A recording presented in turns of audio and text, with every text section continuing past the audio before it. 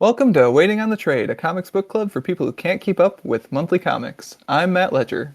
I'm Patrick Fitzgerald Fleck. And I'm Callum Smith. This month, we're talking about the entirety of Ping Pong, the dramatic table tennis manga written and drawn by Taiyo Matsumoto.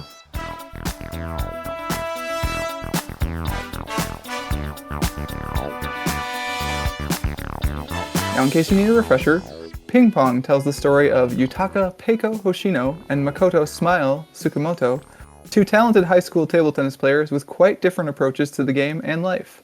As Peiko and Smile battle their way through Japan's high school table tennis tournaments, we encounter a rich cast of allies and competitors, all of whom have one thing in common. They take ping pong quite seriously. Quite seriously. The dramatic high and lows of high school ping pong, yes. Yeah. So, Pat, we talked yesterday about whether it's Peiko or... Oh, no, we talked about whether it's Wenge or Wenge. Yeah, that's right. Yeah, Wenga. Yeah. Wenga, that's right. It's definitely not Wenge.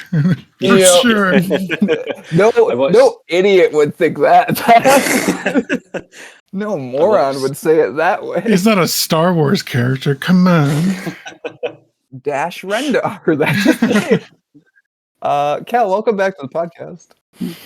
Yes, thank you for having me.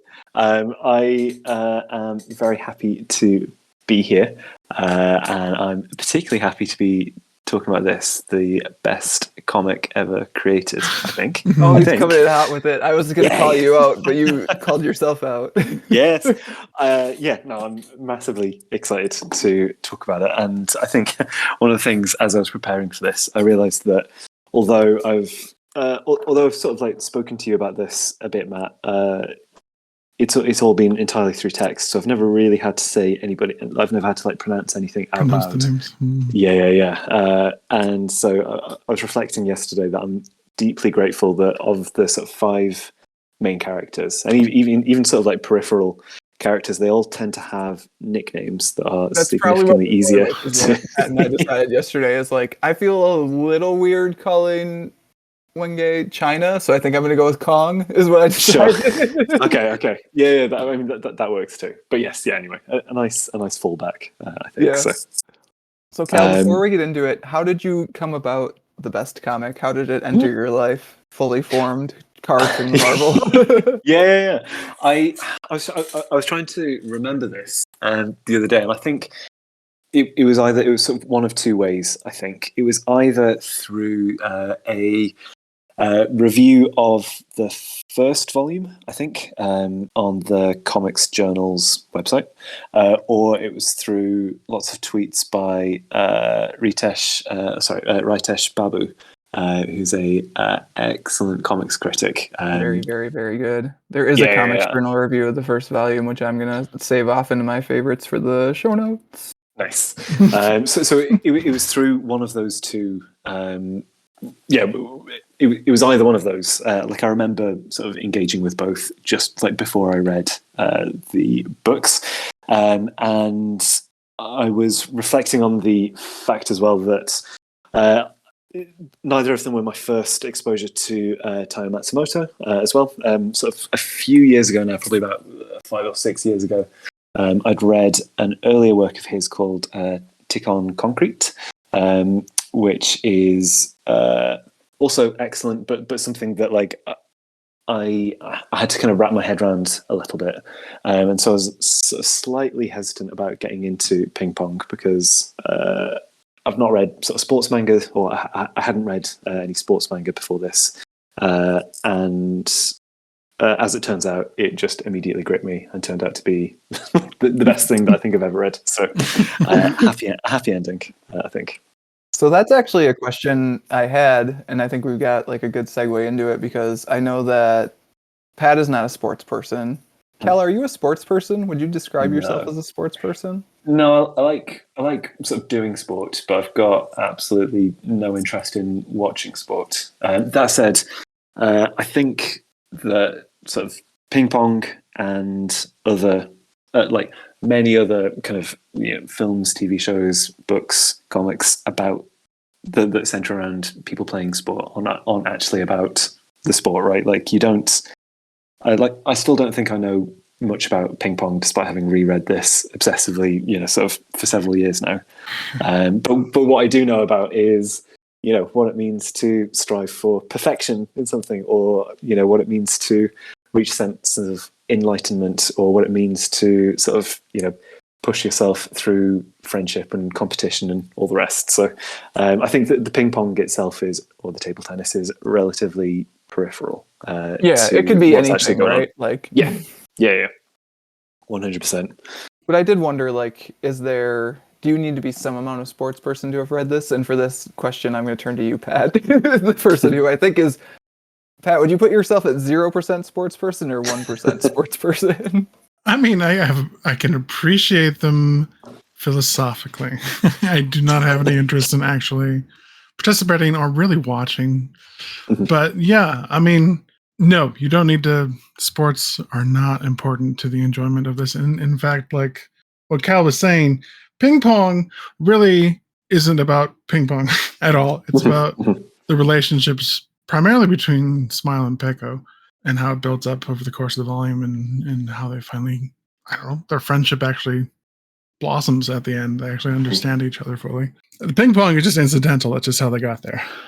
Yeah, for sure. I mean, I could that actually makes me think of like how I have friends in my life who are just like Magic the Gathering friends. Like that's the primary way I interact with them, and like. Oh yes, true. The hardest of sports. Right. I mean, it's kind of the closest thing I have, because I was a sports person for a little bit. Like I used to be really into watching like Green Bay Packers games, because it was like basically our second religion in my house. Was like American football. But I like fell off of that in college and just don't really understand it at all at this point. In the same way that I don't really understand Catholicism at this point. It's like the same thing. But I do understand competition, and I think one of, especially now, the primary lenses that I do that through is like competitive Magic the Gathering tournaments, which I haven't played one in a long time, but like I've made some pretty deep runs into a couple decent sized ones.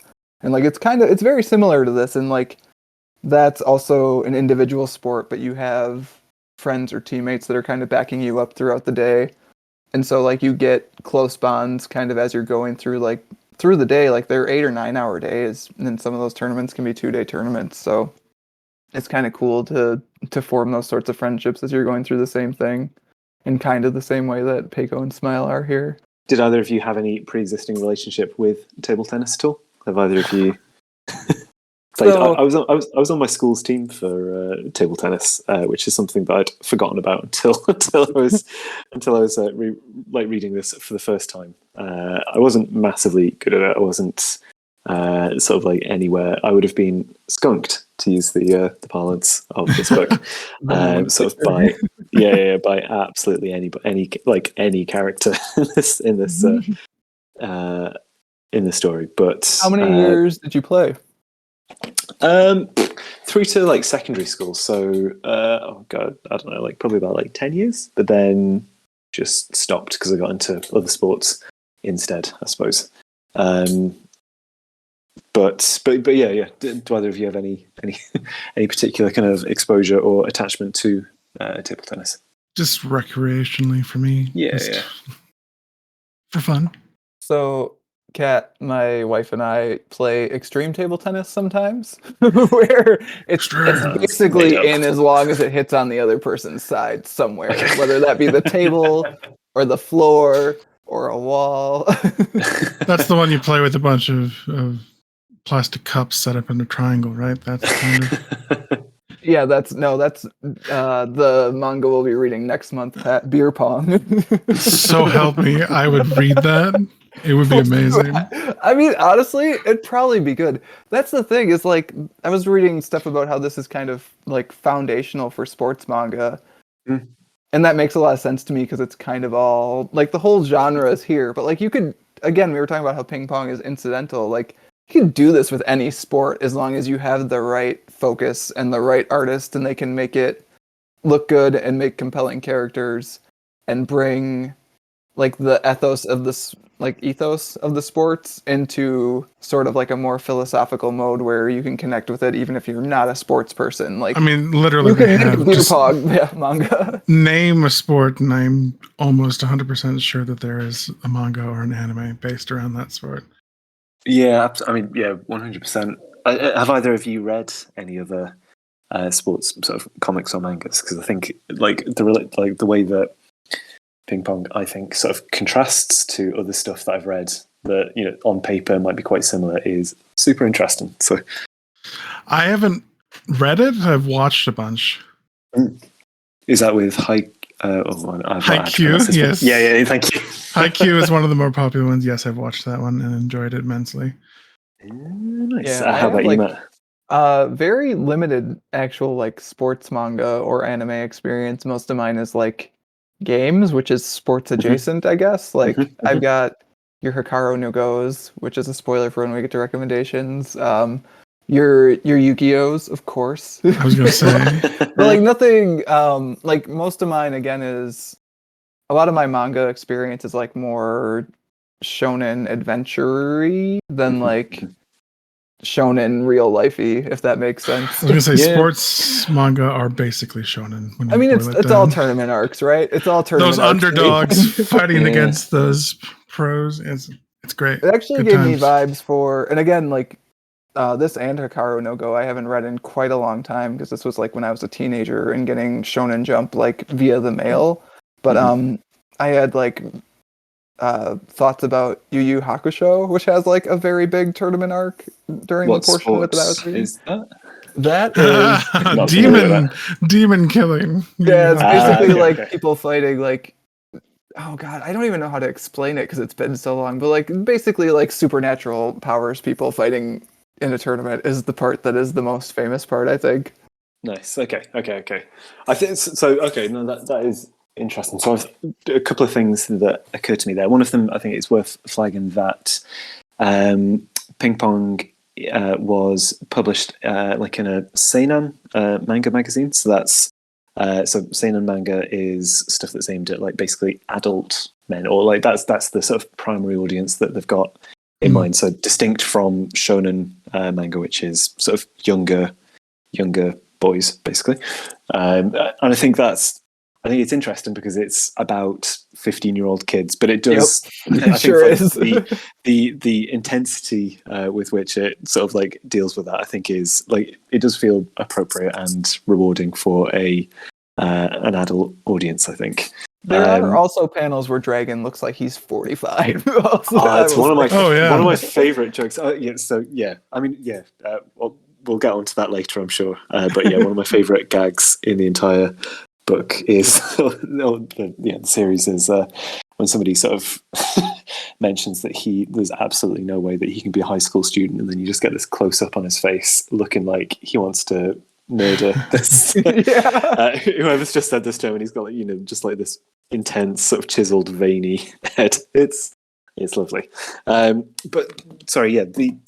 After I read sort of Ping Pong and had the time of my life, I checked out some of the sports mangas sort of on the back of this, and some of the stuff that was really interesting to me about that was, of the ones that I read, I found that most of them were sort of like relatively accessible to people coming into the sport who might need to like learn about the sport. So like there would typically be a lot of like explanations about these are all the different rules of the sport. These are the different positions. These are the different kind of maneuvers and counter maneuvers that you might do. And I think it's super interesting in ping pong. There's nobody that sort of comes in and kind of like holds your hand and explains things. Like occasionally you get sort of tiny footnotes at the bottom of the page, sort of telling you what it means to have longer pips on a table tennis racket.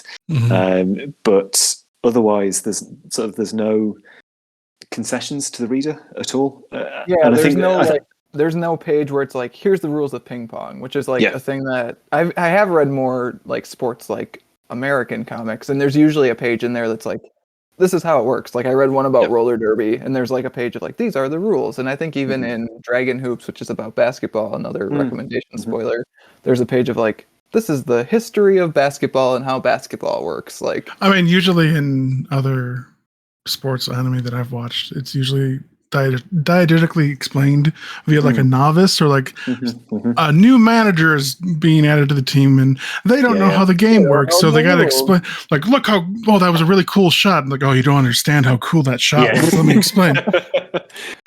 So I was thinking about that actually in relation to this, and I think part of it is that we get some of the very technical details, like Cal was talking about, like the pips and like the ball weight and stuff. But like other than that, ping pong is such a universal game that you just don't need it, is maybe the reason. I don't know. And also, I felt like I could use a little bit more than what they gave me. Okay. Part of the reason that I enjoy sports anime so much is that I like the feeling of, oh my god, that move that they just pulled out is impossible. How are we ever going to counter it? Oh, this one kid has been practicing for hundreds of hours to do this one move that he can only do maybe one time out of 30, and he freaking does it it's like, that wasn't here, or at least it was, but we didn't fully understand the weight of what was going on because it was just silent panels of these really intense moves going back and forth, which served its purpose in here, but I guess you don't get the same, you aren't living it quite as intensely as you do in some other stories. Maybe specifically, right? Like I was thinking, I think the closest you get to that, Pat, is when Peiko does his like, look at my blazing moves bit. Yeah. In the end. I love that bit. I love that bit so much. It's really good, right? So like, I think that's the closest thing to like, basically, I mean, kind of what you're looking for, Pat, is like Goku doing a spirit bomb and like someone explaining like, oh, this is so cool. Like, yeah. And like, it's not quite in there. I agree with you on that. But like they go over like the fact that Smala is chops are really good. They never fully explain what a chop is. You sort of understand what it is, but they never like blatantly say chopping is a more defensive style than it is than an attacker who is much more aggressive, which you get through the story and like the characterization of the characters themselves. But yeah, they don't. They definitely don't want for you. I don't want an information page like you were talking about, Matt, but I could use maybe a little kid something in the middle, right? Going up to Granny and saying, "What's going on?" And Granny's like, oh, "Okay, let me explain." Just I don't know. I think there's maybe a couple of things in that as well. I think one of them, sort of like having read now, sort of like as much Taiyo Matsumoto stuff in English as there is available. He's not somebody that seems particularly interested in over-explaining stuff. Like, and I think you get this sort of through the characterization in these in the sort of 2 volumes of Ping Pong as well. That he's sort of incredibly sort of minimalist with his approach to sort of dialogue, and is entirely fine sort of leaving some things kind of hinted at, or just for the audience to sort of do the work themselves to like sort of put pieces together. So I think that's part of it. I think it might have been sort of contrary to his approach to stuff to sort of have that kind of that outsider coming in who needed things explained to them. But the other bit as well, I suspect, is that I think Ping Pong, like the focus of this is on character and on like growth. Absolutely, the sport is not about the sport; it's about the people. Right. Yeah. And Matsumoto himself, I think it's in the afterwards to volume 2. I'm pretty sure this is where I wrote this, where he's talking about the fact that sort of ping pong or table tennis as a sport was kind of picked because he sort of thought of another couple of sports, including sort of football or soccer, which is like that's his sort of big sport, like personal sporting passion. But he didn't want to draw so many 11, people, like 22 people on the pitch. Love that. Yeah. And so sort of picking out ping pong is, I guess, like it makes loads of sense because it's just 2 people at a time, and sort of lots of intense and sort of clear binary outcomes to matches that sort of are a good vehicle for growth in that sense, because it's all sort of quite decisive what's happening in any given conflict. So anyway, so that might be why there's not some of the hand holding there, I think, or hand holding maybe sounds too derisive, but like there's not that kind of like explanation or sort of like granular sort of like laying out of exactly what it means to be an attacker or a chopper, or or long pips, short pips, all this kind of stuff. Yeah, we get so many talks about like whether the pips are long or short, and I didn't even reading it, I was like, I don't understand why this like matters exactly, but I don't think it matters that much that I don't understand, so I'm just gonna keep going. Yeah, and I think that's fair. Having looked into it myself, my understanding is long pips harder to control, but you're able to put much more spin on the ball. Shorter pips, easier, more straightforward, but you've got slightly less opportunity to sort of put spin or sort of do something unexpected with the ball. Yeah, and I think it's actually unfair of me to point that specifically out, because I think they do explain that when they're giving Smile the longer I think tip. it's more just to indicate that the level of game that the kids are playing has gone to the point where that kind of minutia actually makes a difference to them. Yeah, and the ball weight too. Yeah. Is this a good time to bring up that I think this is the first time in the podcast history that more than one book is being discussed at once? Yeah, I mean, we probably should talk about that. Yeah.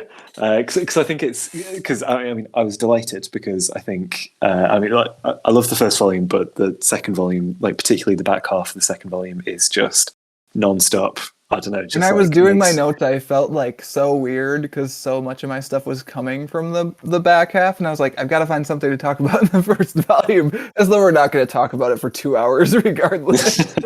But yeah, I definitely noticed, like, as I was pulling my notes together, I was pulling stuff more and more from the back half, and especially the Peiko and Dragon match more than the front, for sure.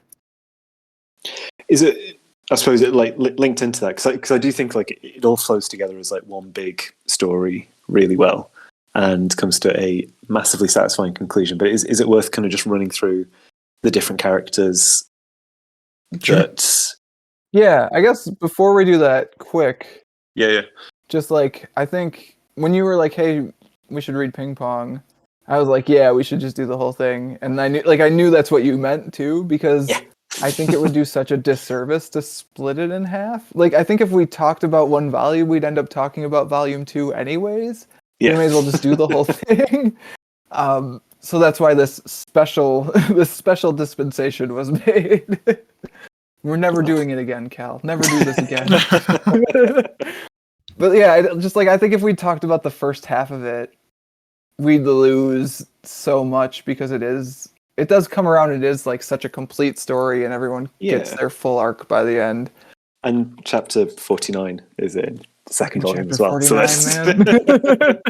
Yeah, I was actually going to ask you guys next, like, which characters like stood out as your favorites, but maybe that'll just end up with us talking about all of them anyways. So we've got basically our 5 primary characters, and then kind of our ancillary characters from there, right? Mm-hmm. So we've got so Smile and Pico, who we've already sort of mentioned, who are the sort of 2 sort of outsider kids, basically, I would say, who are sort of childhood friends, both obsessed with ping pong but in different ways. Peko, sort of very exuberant, sort of hyperactive, massively talented, but like certainly at the start of the book, unable to kind of focus his talent or sort of apply himself into kind of growth, I suppose. Smile, who has an ironic nickname, which is because he's sort of perceived as being sort of slightly robotic and cold and emotionless, although I think throughout the story you see that he is sort of probably cripplingly empathetic instead, I would say.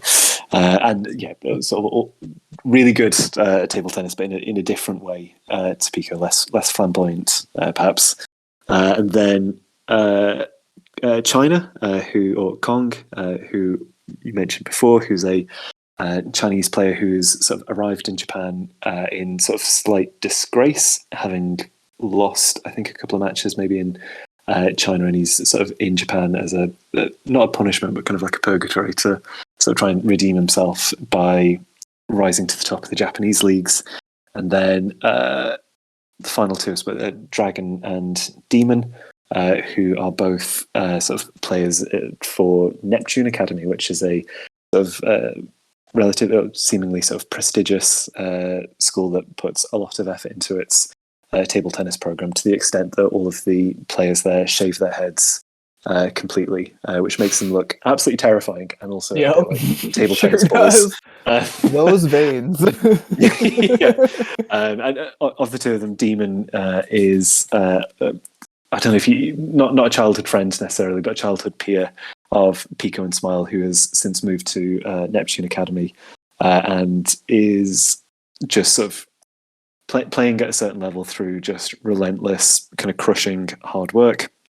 And Dragon, who is the sort of captain of the Neptune Academy team, who is the character that looks like he might be about 45, and is this just kind of sort of terrifying, powerful, I don't know, sort of table tennis presence, who is, I don't know, maybe, again, sort of in a different way, sort of being slightly crushed and strangled by the pressure that he's placing on himself to remain at the top.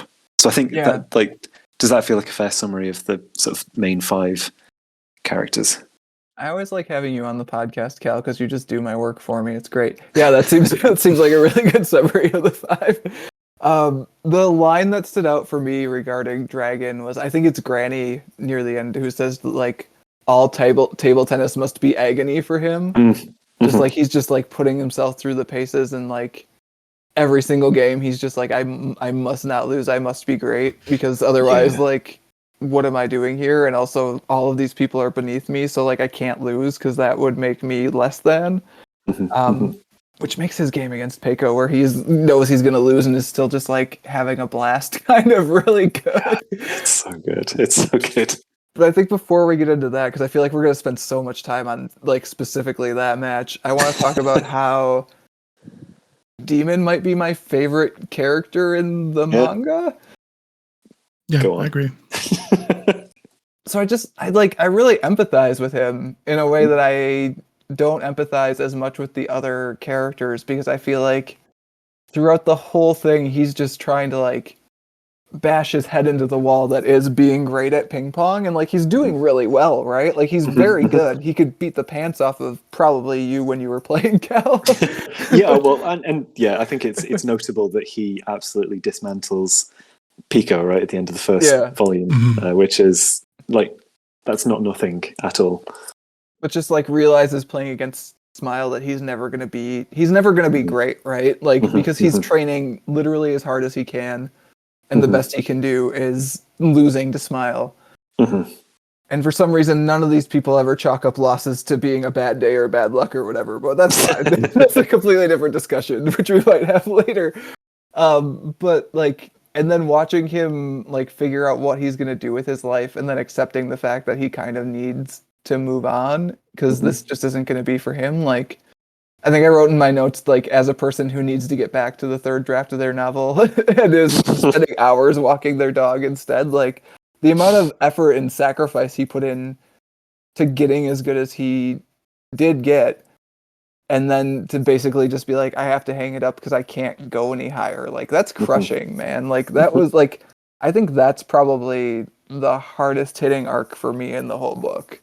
It's, I mean, one of my favorite bits from the first volume is the the brutality. So after sort of Smile has destroyed Demon in a game where, you know, it was stated beforehand, like the stakes are like if Demon loses, then he has to. He basically is quitting ping pong. Yeah.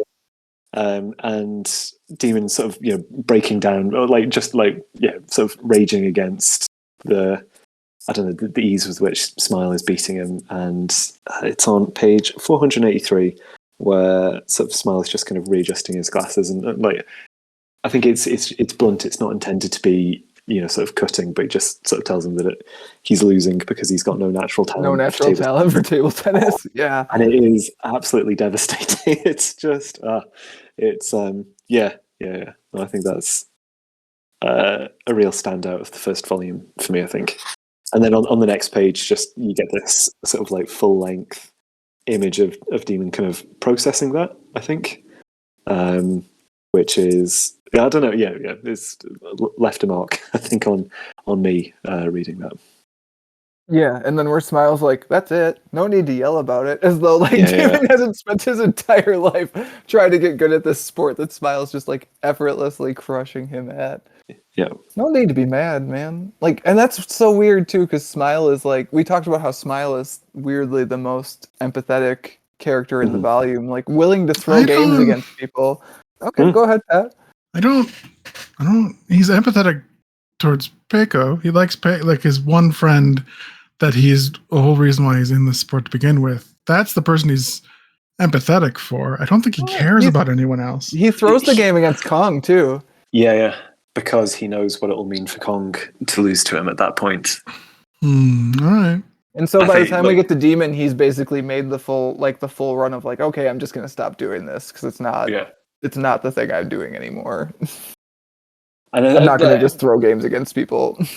The arc of Smile, I really, really love because like particularly his relationship with the coach that kind of takes him on with the express intention of turning Smile into a monster, and then I think you watch what that means for sort of Smile and the people around him, and like I find it really effective because he's able to then, or he makes the decision to kind of shut off the part of him that can't bear to crush or disappoint other people. And then as soon as that's not there, and he's sort of takes down Demon, and then is like in the second volume is sort of just effortlessly sort of proceeding through the tournament until sort of Peiko is ready to take him on, I suppose. And the other rescue day him. we see one of Smile's games in the second tournament, right? But that's it. In full, yes, against the other Neptune Academy player, the one with the big fuzzy eyebrows, who I can't remember. Who shows up? He must have a name, but I love that match as well. There's a nice thing that you see sort of quite a few times, I think, in matches with Smile, where players will initially sort of be overestimating him or underestimating him, or sort of believing that they're getting a foothold, and then it's sort of revealed that Smile is just sort of waiting, but just sort of analysing their playstyle and analysing their weaknesses, and then is able just to sort of flick a switch and sort of dismantle them without any sort of seeming effort. Oh yeah, that's the guy where he's like, I just have to hit it in the middle and I can take care of him, right? Yeah. Which I love. You see, no, it's in the first volume, I think, right? The one where another player comes in, sort of feeling incredibly sort of like confident and arrogant, and then sort of throughout the course of the match, you see them just switch from being like, sure that they're going to sort of defeat Smile to sort of planning, well, maybe I'll just go to the beach after this. Yeah, that's maybe. The guy. I was like, that's one of the bits that made me think of Magic tournaments where you're like on the bubble and you're like one more loss away from like the days, like you don't play the rest of the day because it's not worth it. You can't make it to day 2. And so like you're in the middle of the game and you're like, fuck it, this one's gone. And you're like, I should do it the rest of the day. Go get like a sandwich after this. It'll be fine. How did you both feel about Demon in the second volume after he's sort of renounced table tennis, but is still kind of haunting the book a little bit? Yeah, he's still like around, right? Like he's basically the catalyst for Peiko to become Peiko. I mean, he literally saves him from 3 feet of water, whatever Peiko is drowning in, in the shallows of the ocean. Yeah. I agree with Matt. I think Demon is my favorite character out of all of them.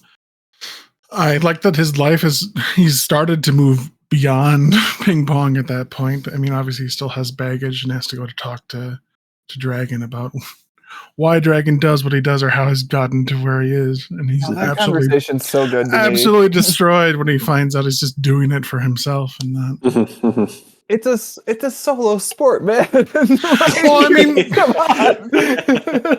Well, that's sort of what my problem was with the characters in this. I don't really like most of them.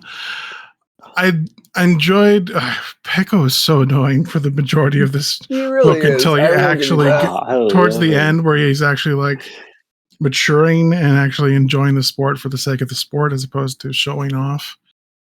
That's when I start to appreciate Peko. But up until that point, holy God, so annoying. I like him from the start. He reminds me.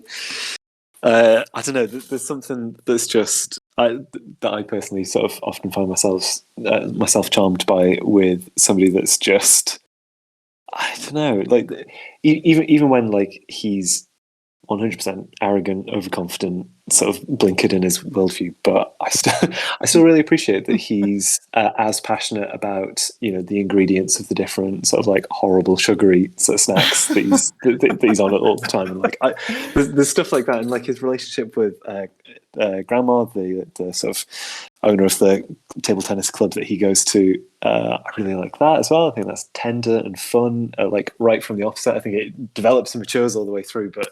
And then but so this is me saying that Peko I think is my favourite character in it. I think because of the journey that he goes on, he does start off abrasive, but I think that never kind of distanced me from him. So maybe that was made it easier for me to get in there. And because he saves Smile from bullies.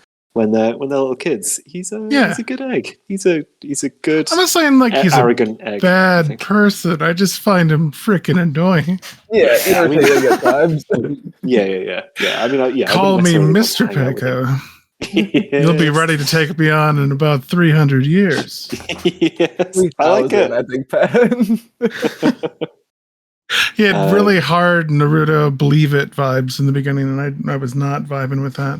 Yeah, I do appreciate sort of how early in the story he's like the humiliation of Peko starts as well, because it's pretty early doors when he plays Pong for the first time in that kind of like informal match when Kong's just arrived, and he's unable to score a single point on him, and it's. I also like that kind of like beating. Peko so easily is just kind of like driving Kong's despair as well. Yeah, he's just like, oh god, this fucking place. This country's worthless. This person's good here. Yeah. I love it. Kong isn't my favorite character, but I really like sort of doing the rereads for this. Like, I really appreciated something that I guess I don't know if I'd missed it or I'd forgotten it, but like I really appreciate that. Like by the second volume, when you see him again. He's just like a different person from the first volume, and like it's kind of specified that he's sort of taking on a leadership role within his own club at this point, and sort of like actually invested in sort of developing the other players around him. I think Kong is my second favorite. He's like reverse dragoning, actually, in a way, right? Where like we hear dragons say like, "I just play for myself," like Ping pong is ping pong to me, and like it's kind of holy, and I need to be very good at it because otherwise, what am I? Mm-hmm. Whereas Kong's like, I'll just like, I'm part of this team now, and I'm training them, and like we're all getting he stuck around after losing for the rest of the team, which is, I think, part of the reason why I struggled to like the characters in this is because comparing it to other sports anime that I've watched, especially like Haikyuu and the like, it is very the team. Is a huge aspect of those stories, that it's not just like there's always some like savant or like perfect player, but that player is going through some like drama or they sprained a leg or something, but it's the team that like holds them up, and that is the stuff that I really get into. And there really isn't that much like throughout the entirety of this, both Smile and Peko are entirely dismissive of the rest of their team. Like their coach. They're all bad, Pat. They all suck. Are they? They're just high school students. I didn't like that. I didn't like how they were treating the average players. I'm just like, come on. There's one bit in this, right, where it's actually like a team tournament or whatever, and like it's back and forth elimination matches, and basically they put Smile last so he can play all four of the other team's players in 6 seconds. Which I understand that. I think to agree with you, Pat, about like no one cares about the rest of the players. That's not what this story was, and I understand that, but it also made this was all about the egos, about the huge egos of all the star players, and how good their talents were. And I mean, of course, the sport itself doesn't let it. There isn't a team in table Or to tennis. be more charitable about it, it's a singular character piece, and it's just a different thing. But like, I don't know. But I think that's why, just because there wasn't the support, Smile didn't really help train up the other guys. He just dismissed them as not having the talent to be bothered with. And plus, that one dude's hair was crazy. Him, right? So, I mean, my God. But yeah, I don't know. I liked China because at the end he was looking beyond himself, which made me like him. 100% on board with that. Just with the thing to kind of add to it, that I think it is sort of part of the text of the story as well. But like, I think that the growth for every single character in the story is about kind of like moving past ego, like an individualistic sense of like who they are and how they fit into. I should like the very end where they flash forward. Yeah. 6 years. Yeah. Like, okay, I like these people, like Smile. There's like, oh, he's a human. He's a person who cares about others and just wants kids to have fun with table tennis. Like Dragon is like swinging by this small club and is at peace, I suppose, with like his part of like the community. And I think even sport, and I think the thing that I really love so much about kind of Pekko's arc through the whole story is that you see the in contrast with Smile and Dragon in particular, you see the effect that he has on like the positive effect that he has on people around him. So I think you're kind of seeing that like once he's able to like go through this kind of like ego death moment where he I don't think he is trying to kill himself, but jumps off a bridge and then is in real trouble. Like from that point onwards, which is I think when he has kind of like relinquished a previous sense of self that like was like bound up in kind of like arrogance and selfishness, he's consciously or unconsciously kind of like improving everybody around him.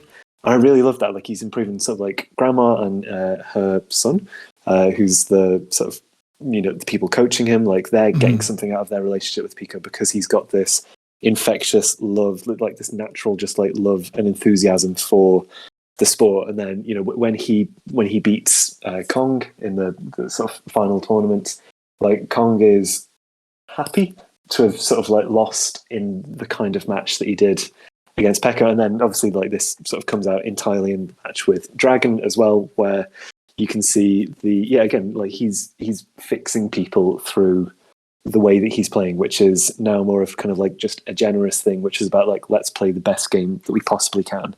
And then I think through doing that with Smile as well, like although you don't see everything in that match, I think he's saved Smile from the path that he's on as well by having this kind of like entirely like joyous, unselfish approach to playing the sport.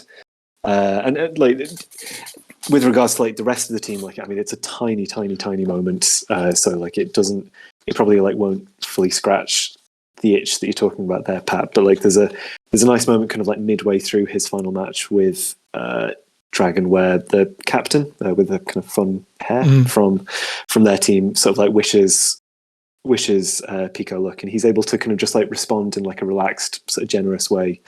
When's this? It's on page 367 in the second volume, and I think it's again, just sort of like indicative of the fact that like the growth of Pico, and then therefore kind of like everybody else through the story is about sort of like loving the sport and like loving the way that everybody is able to like lift each other up and not have this kind of like zero sum approach to growth.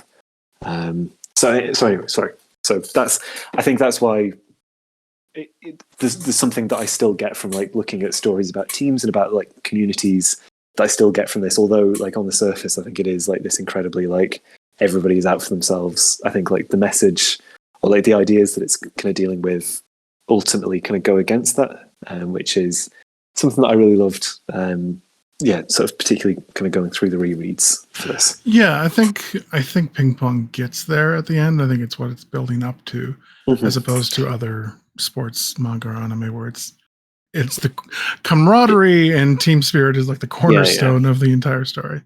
Yes, yeah. Whereas in this, it's like the revelation that that's possible, as opposed to like a starting premise.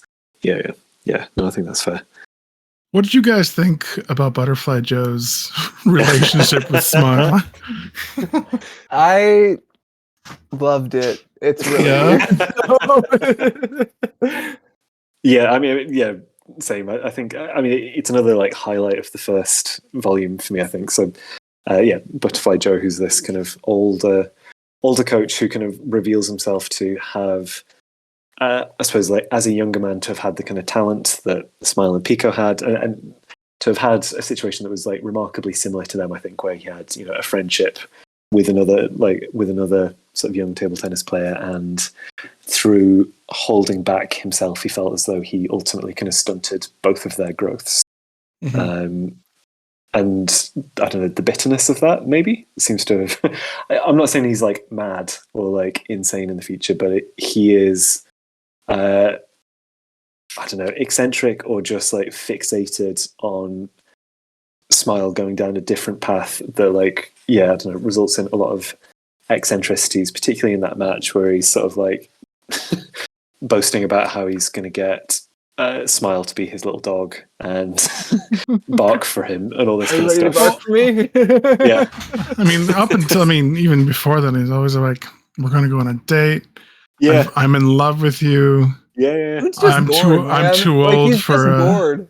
He wants something. He wants something exciting to be happening in his life, and here's this little weird. This fresh little young man with all this skill. Yeah. I got what they're going for. Like, it's the nostalgia. Like he sees himself and like what he could be, and he's living vicariously through Smile for sure. Yeah. I don't think there's anything kind of salacious to it. No, I don't think so. When I say it's like inappropriate, there's nothing like. I don't think there's anything sort of like sexual or anything like that. But I think it's inappropriate in the sense that he says, "I want to make this guy into a monster," and then like goes about it. He's using like he's like well on course to managing that, to like just making Smile into this sort of terrifying ping pong machine. To the point where the like, climactic match of the book is basically Smile saying, "Please stop this, Pico." Yes. Yeah. Exactly. Yeah.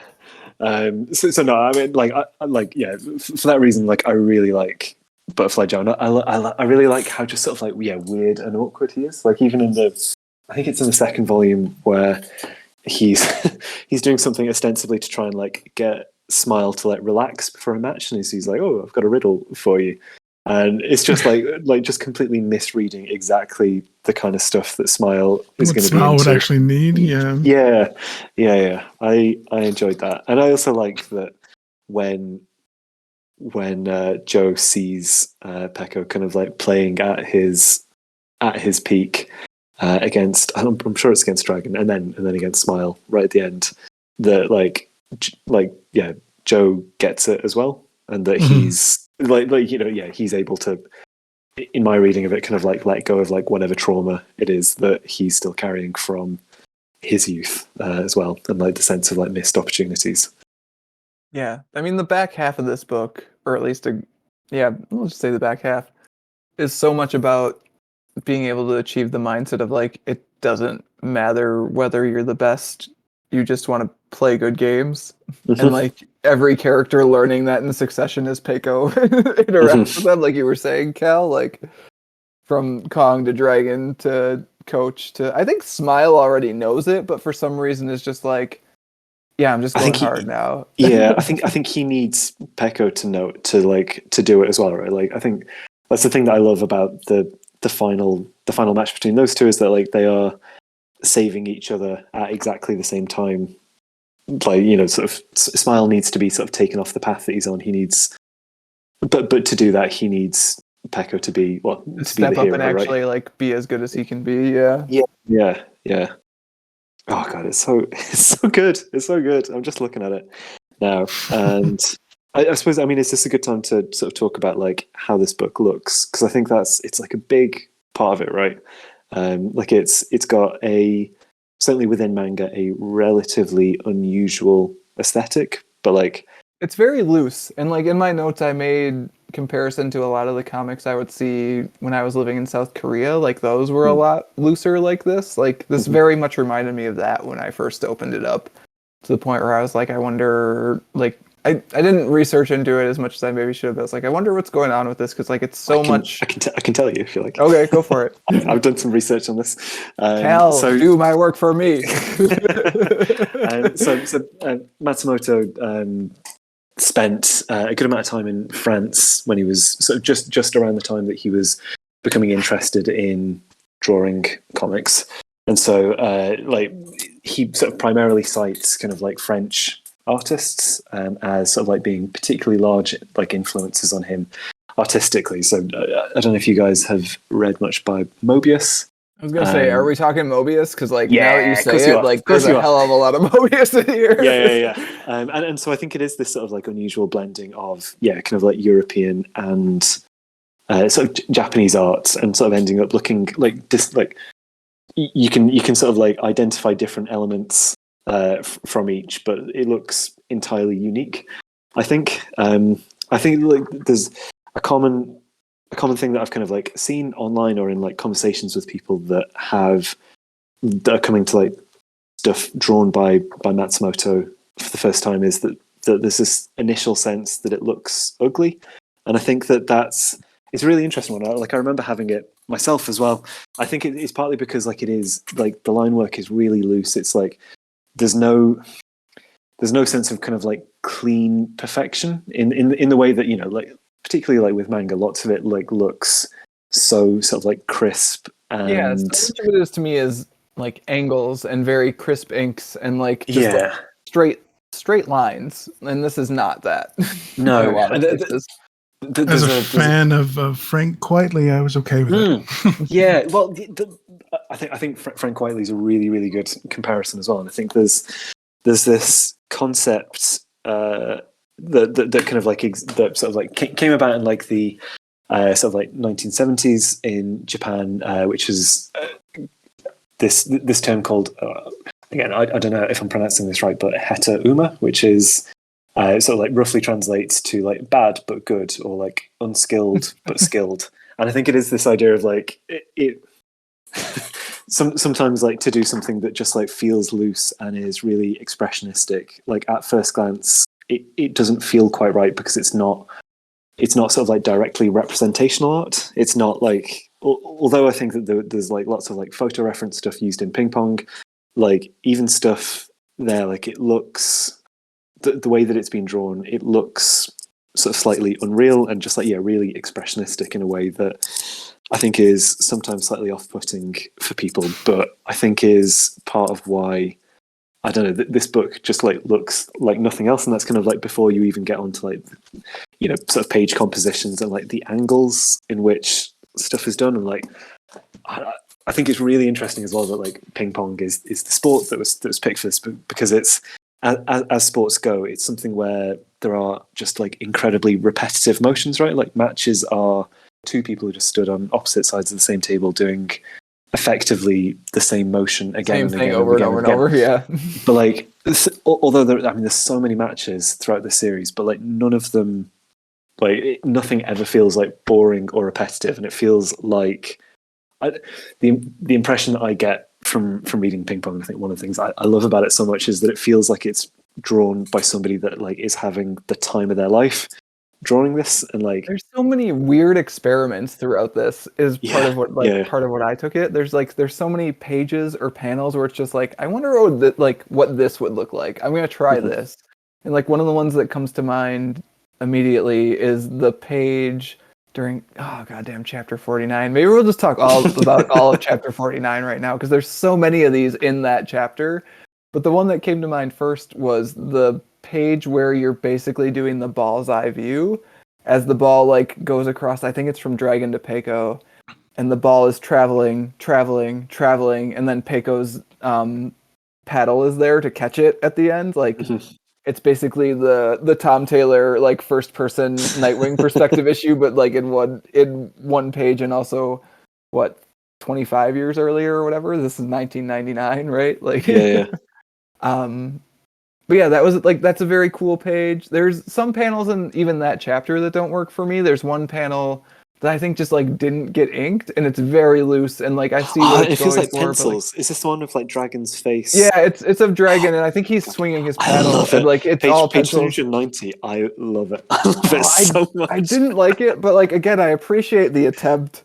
Like I appreciate going for it, and the book sure does fucking go for it. We took our explicit tag off the other week, and whatever, it's fine. Like you're not wrong in that the book is just it's doing its thing, and I think nowhere more than that page or that chapter where Peiko and Dragon are playing in basically silence except for the sound effects. Yeah. You're saying you didn't like the sketchy one? Come on, man. I love it. I didn't like it. It's the If intensity, you guys like Matthew. it, that's fine. Yeah. It's the emotion. Like it. And like speed, like I don't think I've seen like speed and impact represented through static images this well, like anywhere else. Like I've not seen anything close to it. So it's like on page 390 and 391, like the amount of information and like just the amount of information that's like packed into like what must be like a second, like a second of real time as the characters are experiencing it. But like the way that they convey, so you've got like Pico at the top, identifying where he's going to hit the ball. Dragon. That the panel next is second, so fucking good, by the way. The panel where Peiko's like, that's the spot, the corner of the table, and there's just like a little circle that like identifies it, like that's where he's looking and that's where he's going. That panel, very good. I love it, and I love that like just below that as well, like Dragon spots it and like identifies. Oh god, it's so good. And then the sketchy is him desperately trying to get there to get to the ball. Matt, you're wrong. You are incorrect, sir. I'm being wrong, and again, like I really appreciate the experiment and the going for it. Like I don't think it's wrong for the panel to be there. It didn't work for me overall. Matt, we're not going to finish this recording until you until you love this panel. What about on page 341 where you've got this like some of the most like expression? Oh no, not the most. I'll find the page for that. But like 341 where you've got. This is at the point where Dragon is like dominating that the one. match. I'm like almost into. I'm so close to being into and it's that. Like I'm like superhuman the speed with which he's just able to get exactly where Pico's hit the ball. There's another one as well where like he's just like he's like barely. It's barely like a human figure. There's one where his arm is like yeah. Where is it? Sorry.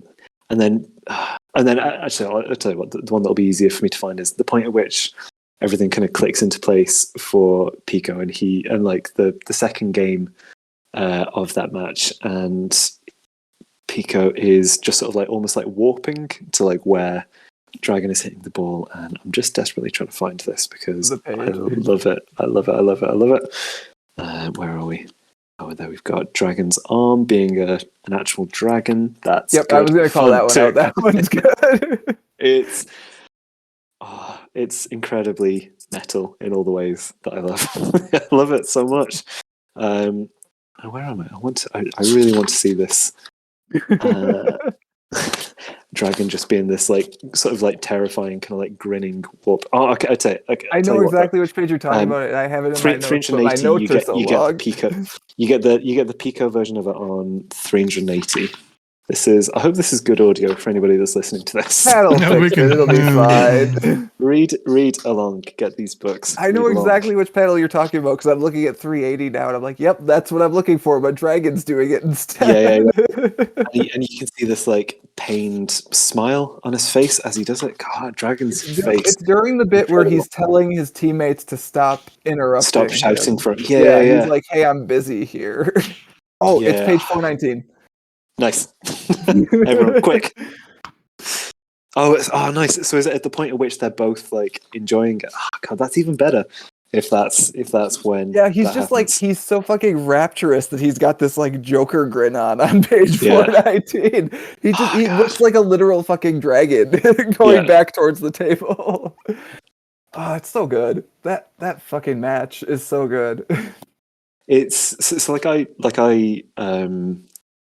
will often, there are like pieces of art that like I will read like if I just need like a little pick me up, or if I need just like get my head in the right space, and the like just the back half of volume 2 of Ping Pong is, I think for the last few years, has been the thing that I return to most frequently, because any time I just need to like convince, like, yeah, just sort of get to a place where I want to like push myself, and I want to excel, and I want to do it in a way that is like finding the joy in what I'm doing. So it's not, you know, sort of fighting against something. It's like working out, I suppose, like, yeah, sort of in the language of this book, like working out how to like revel in whatever I'm finding challenging at that time.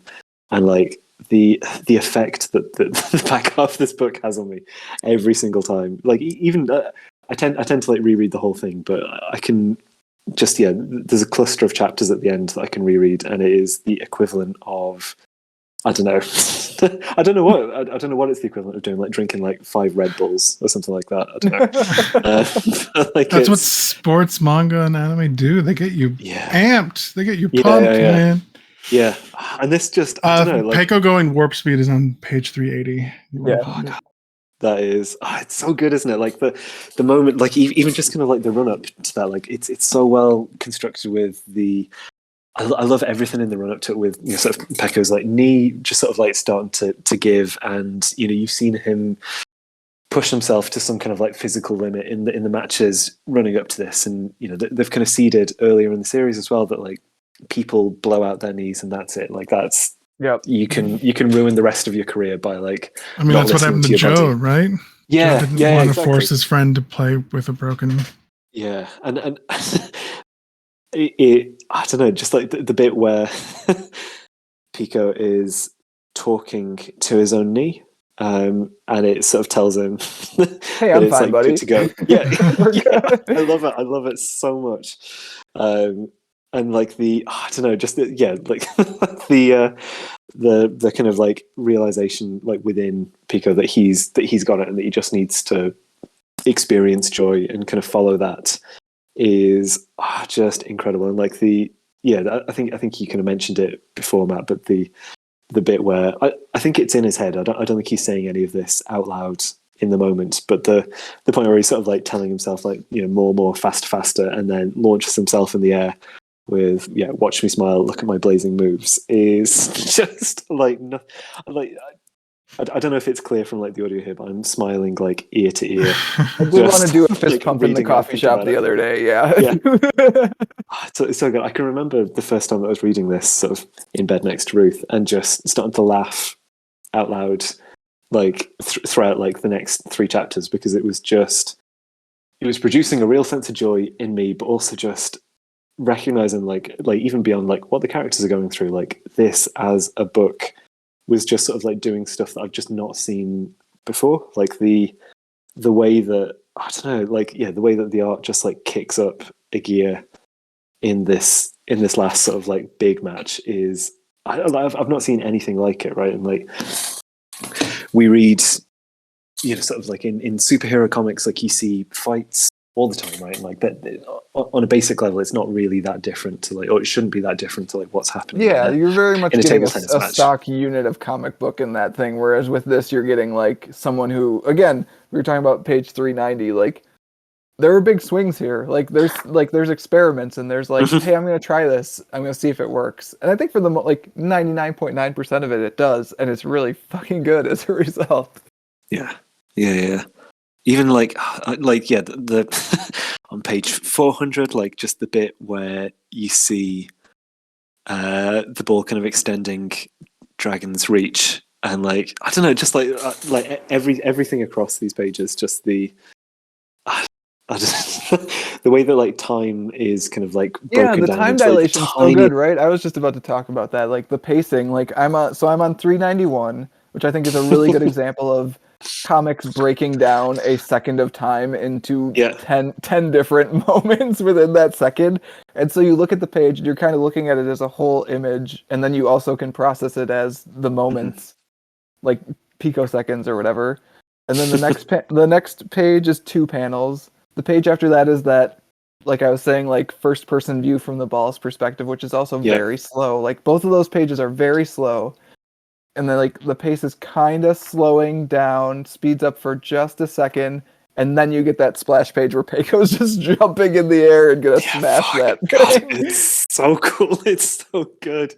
And then another thing, like I love like the sound effects lettering in this, and like occasionally that sticks out to me. And like Pat, it was I'm really glad that you brought up Frank Quitely, because I think like this feels like the type of thing that you would see in his work where like sound effects lettering is like a big part of it as well. And, like the pack on page 399, just after sort of Pico's like, I don't know, just like absolutely pile drive this ball back towards Dragon is, I love it so much. Oh God, it's so good. Like everything, I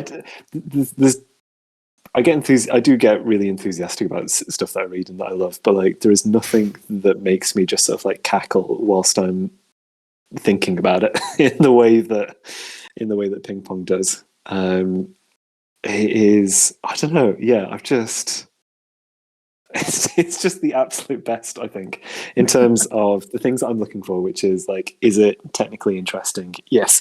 Is it technically like achieving something really interesting? 100%. Is it like producing a strong emotional reaction in me? Yes, 100%. Yes. Is it like Yes. really like is it like really like thoughtful as well? Because I think it's like really interesting. Like I was reading a like an essay the other day that was about like the effectiveness of ping pong as a kind of like lens into like Buddhist philosophy about like, you know, sort of like letting go of material concerns and like all this kind of stuff. And I don't know enough about Buddhism to know how sort of like in like to like really sort of like critically comment on that essay, but it was really interesting, and it felt very compelling to me as I was reading it. And I really love that, like, for such a straightforward, simple story, that it will support really wide-ranging kind of like analysis and ideas and, you know, theories and readings of it as well. I think that's like a really, for me, that's like something that I love in art as well, right? Like where I've absolutely no idea whether or not Matsumoto had that in mind as he was writing it, but like I loved that this person writing this essay had this really clear, powerful analysis or like, you know, understanding of the text that they were bringing to it as well. And like, yeah, it's just like, genuinely pretty flawless, I think. I don't know. There's that panel on page 3. Boom, you're wrong. Matt, what did you think of the panel on page 365 where Dragon is suddenly like 12 feet tall, shouting at Pico across? Oh God, man! I tell you what, like I love this one again. Oh, not that's just fun. because Dragon It's is. fun. Yeah. Okay. Cool. I also just like love Pico's response to that as well. Like just getting like this objectively terrifying man, you know, sort of like shouting at him from across the table, and his response is just like, I love you. It's just, I love which it again so is much. that complete transformation from like, I'm here to be the best, to be like, hey, I just want to play ping pong, man. Let's just play. Get over it. Yeah.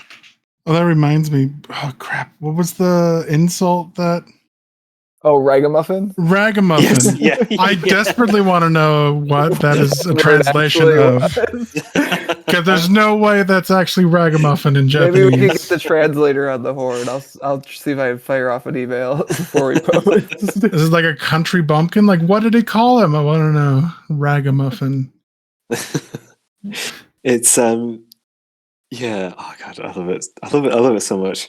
The translation of this was done by what's the name? David Arias. Is that how I'm gonna suggest that this is pronounced? It might be. But sounds good to me. They were Michael Arias. They are also a director, an animation director, and directed the adaptation of Tekkon Kinkreet, Taiyo Matsumoto's other kind of like really big famous work. So like, just nice, I think, that they clearly have like such a love for his work that they, you know, sort of really crossed disciplines to. Yeah, it's awesome. I've also heard really good things about the ping pong, the animation. Like I hear it's pretty good. I've started watching it in preparation for this episode. And I haven't finished it yet, but it's really good. I'm really enjoying it. But it's a really interesting adaptation as well, I think, in that one of the things I love about ping pong is that it is so unbelievably just like propulsive. Like there's no fat on it at all. It is just like going it's basically just matches. Occasionally you see people training, but like Yeah, outside of like a couple training montage chapters or whatever, like it's Yeah. basically just people playing ping pong. and you sort of you get kind of hints about people's home lives or like lack of home lives. Sure. But like that's about it. And like the anime so far seems to be sort of fleshing out quite a lot there. So like you get more rounded sort of like backgrounds. There's a beach characters. episode segment of it I saw. I was clicking through a couple's like, wait, I don't remember Pekka going to the beach with a girl. What's going on here? Yeah. Well, and that's the other thing. There is technically there's two women in the manga. There's Grandma and Demon turns up with a girlfriend. Demon's girlfriend, yeah. Yeah. But Dragon has a sort of semi love interest. That's what I was like. What's going on here? There's no way Dragon would go to the beach. He's got no time for that, right? What like, the heck? come on. It's really interesting, and it's the type of thing that like on paper I would be like, this feels like it would be subtracting from one of the things I really loved about the manga, but it seems to be working really well. I haven't got to the end just yet, but I've been really sort of delighted with it. And I like that it feels faithful, but also like doing its own thing in a way that is successful. I'd recommend it definitely. I do like the fact that another sign that Demon is washed up is that he has time for a girlfriend. Yeah, it's very much a boys' comic for boys, I feel like, in a lot of ways, but it also might just be a competitive comic for people who are competitive. I don't know. I can talk because this also came up in my research, which is Matsumoto was saying sort of basically at the point at which he was creating Ping Pong, he didn't feel like he knew how to draw women in a way that was as interesting or as effective as he could draw boys. I'm really happy to say that like in later works of his, there are plenty of like really good, really interesting sort of like women in them that he draws very well. But I think that's probably a part of the rationale for this. And I think like, for there being so few non-boys in the manga, I guess the other thing is that like it's something that I really appreciate is that like I know that like table tennis or like ping pong is a big deal to people that play it, and it as you were saying earlier, Pat, like it's a pretty ubiquitous sport worldwide, right? Like it's like everybody knows how to play it. Yeah. But it's still pretty niche as a sport to play at the level that these guys are playing it at. And I really appreciate like to some degree it's a little silly, just like a little like 100%, it's not right. And like I really like that. Is it Demon's girlfriend who's like, oh look, there's like swimming on here as well, and just like somebody that's like clearly just not a normal person. On that, somebody that is like just has had the good fortune to like live outside of this weird intense bubble that is like suffocating everybody that's inside it. I've watched a few, like I don't know, 5 or 6 sports anime, and like I love them. There are very similar themes between all of them about perfection and being the best you can be and that kind of stuff. But I really like, I was trying to think of what is the most ridiculous sport, quote unquote, that you could do to have the same like framework to work from. Oh, I've got it. All right, you go first though. Mine is Foursquare. Foursquare or tetherball. I want those two. Like I think you could have like someone has like a special like technique that they've never seen before. Like, oh my god, he just triple bounced it in that other square. He's out.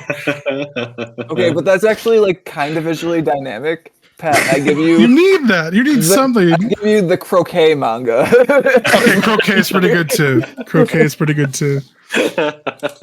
But just something like a sport that just like this is not serious, but then it's treated 100% seriously. Yeah. I love that. It's and great. Ping Pong's got that a little bit too. So yeah. It's like I've read a little bit of a boxing manga that I started reading after this, and it's good. I fully get it, but I think that you really lose something where it is a sport that's like taken really seriously, sort of worldwide. I think that kind of like actually ends up robbing like quite a lot of the fun of this, which is I mean, you've got like dragon, talking to himself like entirely straight-facedly equating like defeat in a table tennis match with death, and like he's destined to be great at ping pong. It's like, okay, man. yeah, exactly. Like, who cares? You do you. It's such like a relief to see him with like hair at the end of the book, Right? A little bit, yeah. just like, oh, thank God, he's I didn't in know a who better Demon was place. when he showed up. It's like, who is this guy with this girl? Like, he has hair and he looks completely different. Yeah. I did also like how, like, outside of our 5 main characters, though, I feel like most of the other people get that. Like, Just Demon, don't care. the other people on the Neptune team are like, dude, come around sometime. Say hey. Yeah. Like, we miss you, bro. It's so good. Is so I feel like I hope this is I feel like this is sort of implicit from the conversation that we've had, but like did you both like enjoy this? Like, it is Oh yeah, I mean, I think right? I told you. I think I also put in my notes, like, I really wanted to write something about this initially when I read it. So like, for my journey to getting the book is basically Cal gave it to me, is the short version. But like, Cal sent it to me for Christmas, and then I didn't get a chance to read it for a while because stuff was kind of crazy. And we were like selling our house, and like right before we were moving out of our house in Minnesota is when I finally found time to sit down and get through all of it. I was like, this is really good. I need to write something about this. And then I stopped writing blog posts for like 3 months. So it kind of just like fell off because I was like, oh, I need to reread it before I could write anything about it. And then like Cal was talking about how he had basically recently reread it. And I was like, well, you're coming up on the podcast schedule soon. So I don't know if I'll write something about it at this point. I might still, because chapter 49 is so fucking good. Like, we could talk about it again and be fine. But yeah, I really enjoyed it. Both times I've read it, I've really enjoyed it. And I think I got a lot out of it this time too. Just like kind of parsing through pages and looking for some of those big stylistic or like panel pacing swings that we were talking about earlier. Because I think there's a lot of them here, and it's really cool to see an artist do that sort of stuff. Especially, there's not as much of it in the first half, and I think there's a lot in the back half because there's so much A, intensity to the story, and B, I think like probably energy in the drawing of the story, if that makes sense. Like, at that point, you're like hyped to finish it, I would imagine. And I feel like that really comes through in especially the Peiko Dragon match, but even in the Peiko Smile match also. Yeah, I enjoyed it. I think my issue with it is I enjoy sports manga and anime for the team. I like the team aspect. I like all the unique characters coming together for like a mission. Like they're a combination, yeah, like everyone's supported. Like, it's incredibly wholesome and just makes you feel good. And that's not here as much. There is a lot of this where it's like kind of making you feel bad, actually. Yeah, like, so these children are wasting their lives on ping pong and taking it much too seriously. It's not a healthy way to look at the sport. No, but this had it, but it wasn't, like we were saying, it wasn't throughout. It was building towards that. Yeah. Which I appreciate now that I've read the whole thing, but while reading, I was like, where are my supportive boys supporting each other? I think that is part of why it would have been such a disservice to only do half of it, is because I think that if we'd only done volume 1, it would, like, it's such it leaves you hanging so badly. Volume 1 is basically, it ends with the match where they are doing a team match and Smiles last on purpose so he can just smash all 4 players on the other team, right? Mm-hmm. Like, that's such a bad spot to end this story that ultimately isn't about exactly the opposite of that, I feel like. It's why when I got this for you as a gift, Matt, I sort of made sure to get both of them, yeah. both, Which was a good call. Yeah, I liked it. I think especially for the art. I think the art is unique, and the way they depict the action is really cool. Oh god, yeah, it is so good. I'm just sorry. Now I'm looking at page 404, 405, where you've got arms that are just sort of like Pika's arm in sort of like a U bend, Oh, the guess just flaily because arms? See, the speed. flaily Yeah. arms didn't work for me. Oh God, I love the flaily Matt, what's arms. wrong with you? I also like whenever people get frustrated, their lines get jagged. Like when Yes. Granny's just sick and tired of Peko being dumb. She just Yeah, those are panels that I was becomes a referring to blur. in my head as drawn with your left hand panels. No, I love them because you No, can feel the like those frustration too, coming from actually, those yeah. characters. It's like, what are you doing? How does she look when she's? I really love the little moment where Pico's trying to like work out what Dragon's approach is going to be, and you get like a little glimpse. That's into not her going to in a work. And monologue. she's just like, no. Oh yeah, and she's just like, Your hey, brain's- your brain's not cut out for thinking. That is one of my top lines of dialogue, along with the bit where Dragon shows up at Katase High and says, hang on, I'm scrolling up in my notes for the exact quote. Tsukimoto, you might not believe this, but some fish choose to live in brackish ponds. This is their default state, and they remain that way. Fuck all y'all. Says Dragon. See, they're not nice. I want boys supporting boys. Sometimes you just gotta get boys taking down boys. Oh God, like it's for as kind of minimalistic as the dialogue is a lot of the time. It's got a lot of just like really, really, really good lines. I really love. I mean, like the entire section where I think it's after Pico's kind of turned it around in his sort of final match with Dragon, and then you get the chapter as Dragon is starting to lose, but like also have the time of his life, and it's what is it? Every cell in my body ecstatic. Go faster, I command them. Go faster. That which can't be seen, sounds that can't be heard. Concentration cutting off the entire outside world, accelerating until all else feels like stillness. He achieves growth rapidly. He achieves rapid growth effortlessly. Mind reacting, body responding instantly. And he pulls away. Gradually, I'm left behind. His superiority is obvious, but I mustn't rush. Play with all my strength. Respond with all my strength.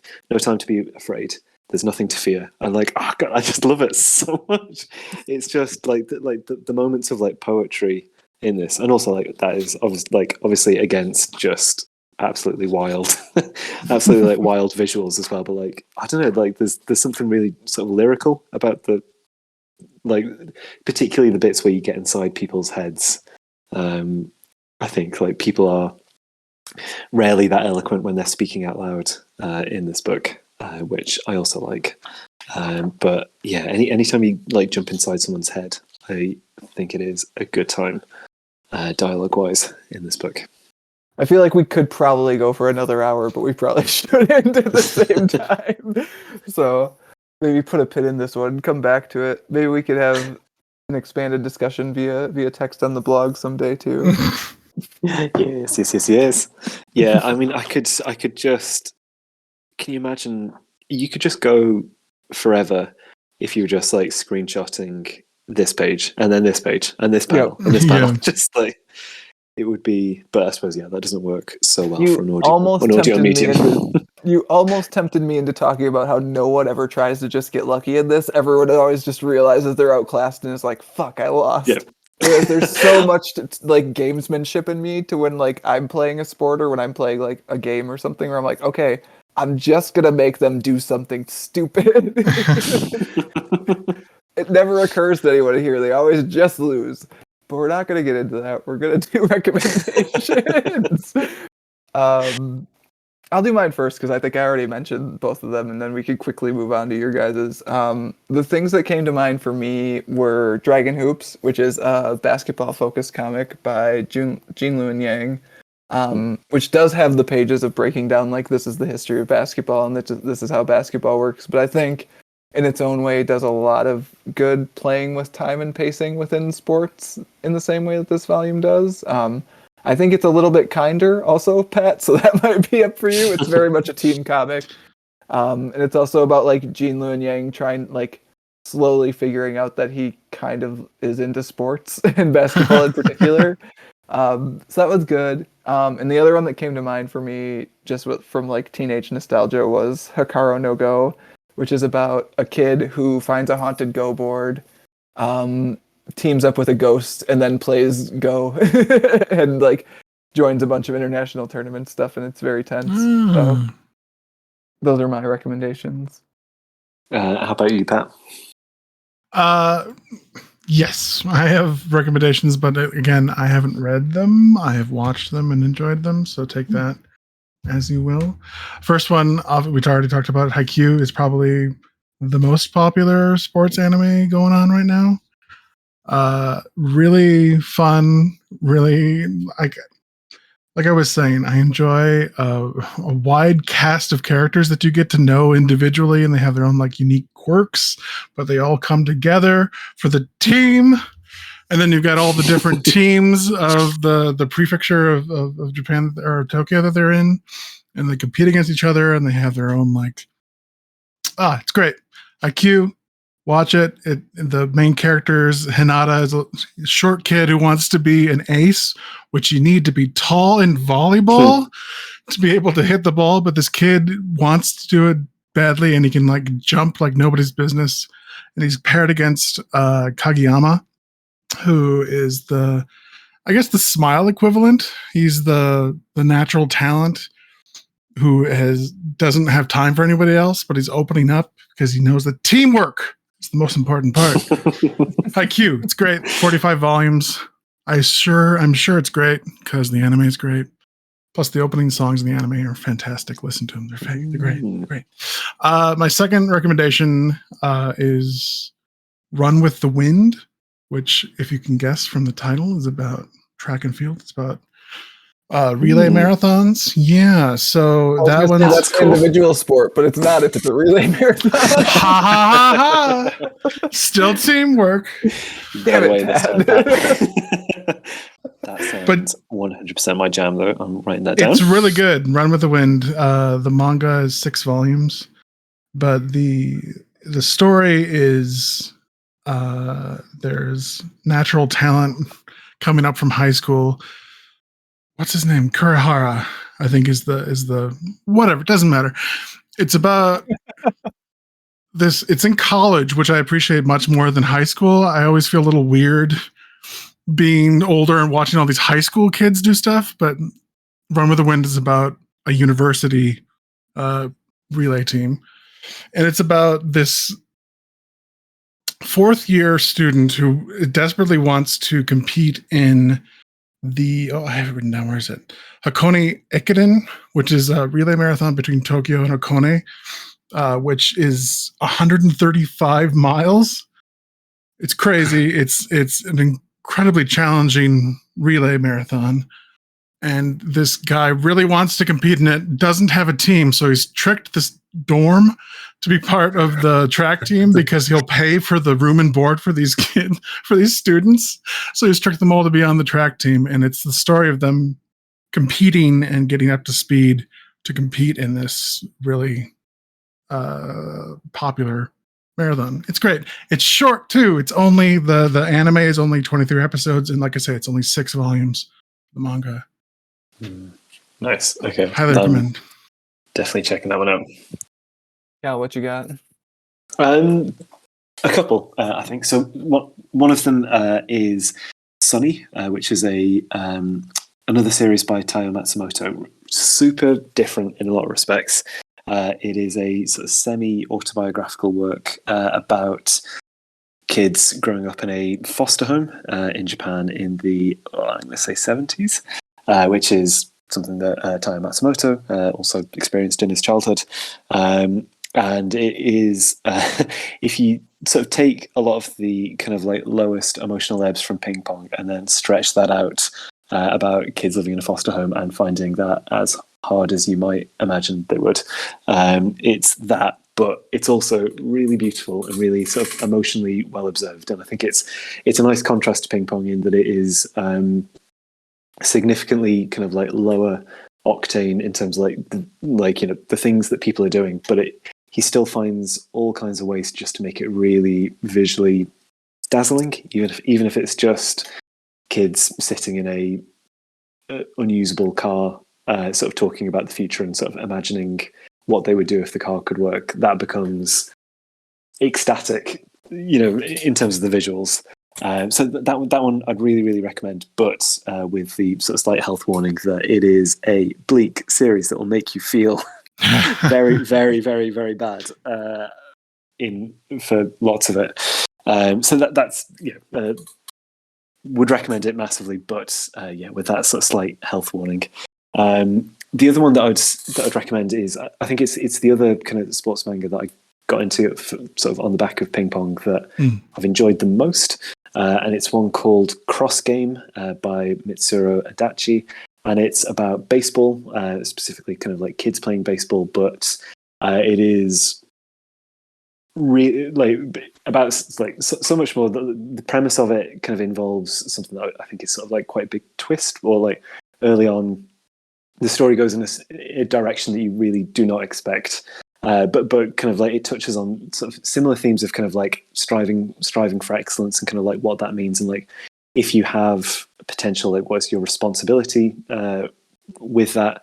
But sort of beyond that as well, it's just really emotionally rich and sort of is full of like all kinds of just like really fun, like funny characters, and does really interesting, fun things with kind of gender as well. It's kind of split between these sort of like male and female sort of protagonists, and kind of like looking at the difficulties that you face if you are a girl who is incredibly good at baseball in Japan in the, I think like the 90s maybe, and there are just fewer opportunities for you compared to sort of male peers who may be sort of just as talented but have kind of places to go. And I think that's really interesting, and sort of maybe it's quite a good counterpoint to Ping Pong, which I'd say that does sound interesting in contrast to this, where there are none.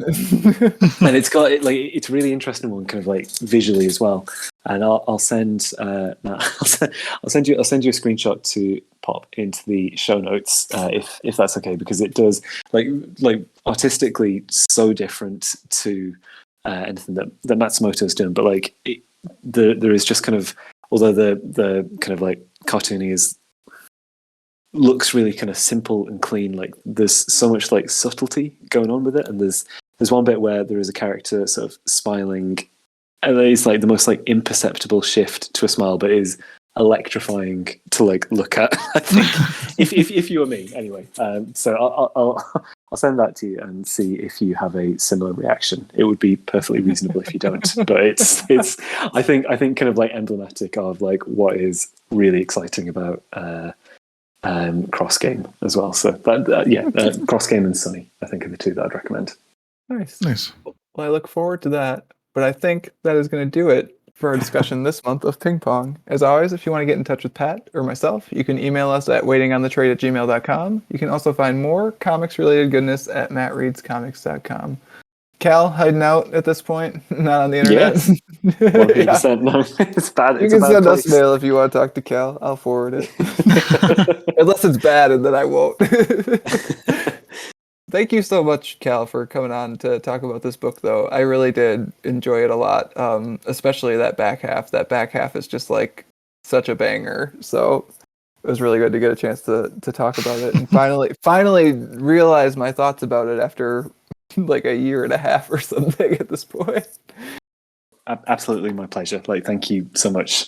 It's like, always really, really lovely to speak to you both about comics. And this one in particular is one that, as you may be able to tell, I've probably needed to talk to people about for quite a long time, and so I'm very grateful for you to